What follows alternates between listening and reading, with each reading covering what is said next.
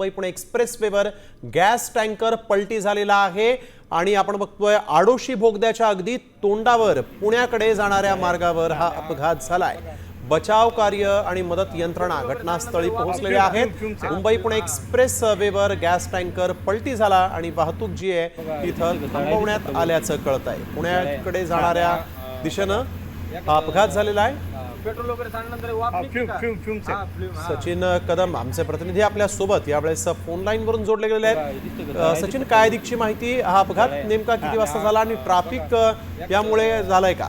Petrol वगैरे आता काही वेळापूर्वी अपघात झालेला आहे। अजूनही तिथे बचाव कार्य पूर्णपणे सुरू झाले नाही। बचाव यंत्रणा पोहोचलेली, बचाव कार्य आता काही वेळात सुरू होईल। आपण जर प्राथमिक घटना पाहिली तर पुणे मार्गावर जाताना आडोशी बोगद्याच्या तोंडावर हा अपघात झालेला आहे आणि त्याच ठिकाणी हा जो अपघात झालाय हा फ्लेमेबल गॅस असल्याची प्राथमिक माहिती आहे। कोणत्या स्वरूपाचा गॅस आहे त्याच्यावर कोणती माहिती मात्र हायली फ्लेमेबल गॅस असल्याची माहिती आहे आणि गॅस मोठ्या प्रमाणात लीक होतोय, त्यामुळे धोकादायक परिस्थिती त्या ठिकाणी आहे। आणि जे ह्या मार्गावर जाणारी जी वाहतूक आहे ती पर्यायी मार्गावर वळवण्यासाठी प्रयत्न सुरू आहेत। काही ठिकाणी वाहतूक थांबवण्यात आलेली आहे।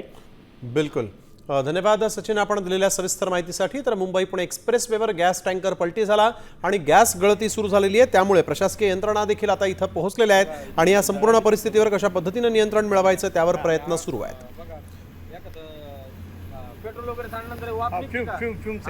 तर मुंबई पुणे एक्सप्रेसवेवर गॅस टँकर पलटी झाला आणि त्यामुळे आता वाहतूक जी आहे ती पुण्याकडे जाणारी मुंबईकडे येणारी वाहतूक जी आहे ती ठप्प झाल्याचं कळत आहे। मुंबई पुणे एक्सप्रेसवेवरून जर कधी तुम्ही प्रवास करणार असाल तर मात्र ही बातमी अत्यंत महत्त्वाची, कारण मुंबईकडे येणारी वाहतूक यामुळे ठप्प झालेली आहे। मुंबई पुणे एक्सप्रेसवेवर गॅस टँकर पलटी झालेला आहे, मोठ्या प्रमाणात वाहनांच्या रांगा लागलेल्या आहेत। गॅस गळती होत असल्यामुळे प्रशासनानं सावधानतेचा उपाय म्हणून या ठिकाणची वाहतूक जी आहे ती आता थोडी थांबवल्याचं कळत आहे। मुंबई पुणे एक्सप्रेसवेवर गॅस टँकर पलटी झालेला आहे। प्रशासकीय यंत्रणा जी आहे, बचाव पथक जे आहे, पोलीस या ठिकाणी पोहोचलेले आहेत। या गॅस गळतीवर नियंत्रण कसं मिळवायचं याचा प्रयत्न सध्या सुरू असल्याचं कळत आहे।